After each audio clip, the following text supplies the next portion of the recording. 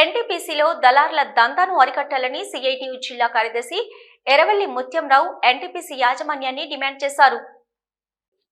Ramagundam industrial workers union committee సమావేశం శనివారం NTPC CITU ఆఫీసులో గీట్ల లక్ష్మారెడ్డి అధ్యక్షతన నిర్వహించారు. ఈ సమావేశంలో ముఖ్య అతిథిగా సిఐటియు జిల్లా కార్యదర్శి ఎర్రవెల్లి ముత్యంరావు పాల్గొని మాట్లాడుతూ ఎన్టీపీసీ తెలంగాణ ప్రాజెక్టులో కాంట్రాక్టు ఉద్యోగాల నియామకానికి 3 నుంచి 5 లక్షల రూపాయలు వసూలు చేసి నిరుద్యోగ యువకులను మోసం చేస్తున్న దళారుల దందాను అరికట్టాలని డిమాండ్ చేశారు.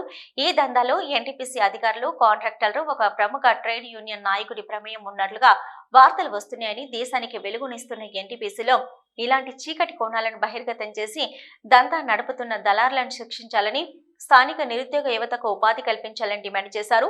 కాంట్రాక్టు కార్మిక సంఘాలతో ఎన్టీపీసీ యాజమాన్యం 2018లో చేసుకున్న ఒప్పందంలోని ప్రమోషన్ పాలసీని నేటి వరకు అమలు చేయకుండా నిర్లక్ష్యం చేస్తుందని, అగ్రిమెంట్ ప్రకారం ఇవ్వాల్సిన 1,020 రూపాయల అలవెన్స్ ఇప్పటి వరకు సిహెచ్పి టౌన్షిప్ లో పనిచేస్తున్న కార్మికులకు అమలు చేయడం లేదని, టెండర్ మారిన ప్రతిసారి గేట్ పాస్ చేసే విషయంలో మెడికల్ ఫిట్నెస్ చెకప్ పేరుతో కార్మికులను మానసిక క్షోభకు గురిచేస్తున్నారని ఆరోపించారు.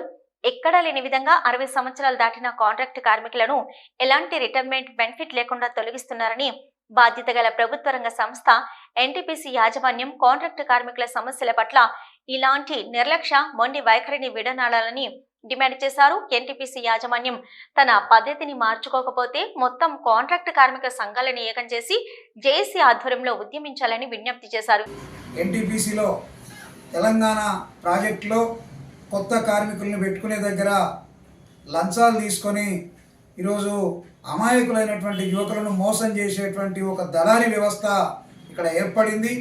ఈ దళారీ వ్యవస్థను నిర్మూలించి స్థానికంగా ఉన్నటువంటి యువతకు ఉపాధి కల్పించే చర్యల్ని ఎన్టీపీసీ యాజమాన్యం తీసుకోవాలని ఈ సందర్భంగా మేము డిమాండ్ చేస్తూ ఉన్నాం.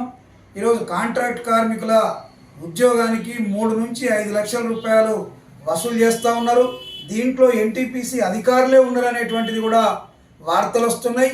కాబట్టి ఒక జాతీయ స్థాయిలో భారతదేశంలో అత్యున్నతమైనటువంటి సంస్థలో ఉండే అధికారులు ఇలాంటి తప్పుదాలకు పాల్పడడం సరైనది కాదు. అందుకని అధికారులున్నా, ఇతర ట్రేడ్ యూనియన్ నాయకులున్నా, కాంట్రాక్టర్స్ ఉన్నా వాళ్ళందరి మీద తగు చర్యలు తీసుకొని ఈ లంచాల దందను నిర్మూలించాలని, నిజమైనటువంటి అర్హులైనటువంటి యువతకు అందులో ఉపాధి కల్పించాలని మేము డిమాండ్ చేస్తూ ఉన్నాం. అట్లాగే ఎన్టీపీసీ యాజమాన్యం ఇక్కడ కాంట్రాక్ట్ కార్మిక సంఘాలతో చేసుకున్నటువంటి ఒప్పందాలని అమలు చేయకుండా ఈరోజు కార్మిక సంఘాలను మోసం చేస్తూ ఉంది. ఇది సరైనది కాదు. ఎన్టీపీసీ యాజమాన్యం కాంట్రాక్ట్ కార్మిక సంఘాలతో చేసుకున్నటువంటి ఒప్పందాలని అమలు చేయాలని మేము డిమాండ్ చేస్తూ ఉన్నాం. ఈరోజు ప్రమోషన్ పాలసీలో కూడా దాదాపు 4 సంవత్సరాల నుంచి పెండింగ్ పెట్టి కార్మికులను మోసం చేస్తూ ఉన్నారు. ప్రమోషన్స్ కల్పించడంలో తీవ్రమైనటువంటి నిర్లక్ష్యాన్ని, జాప్యాన్ని ఎన్టీపీసీ యాజమాన్యం అనుసరిస్తుంది. దీని మూలంగా వందలాది మంది కార్మికులు, అర్హులైనటువంటి కార్మికులు ప్రమోషన్స్కి నోర్చుకోకుండా ఇబ్బందులు ఎదుర్కొంటూ ఉన్నారు.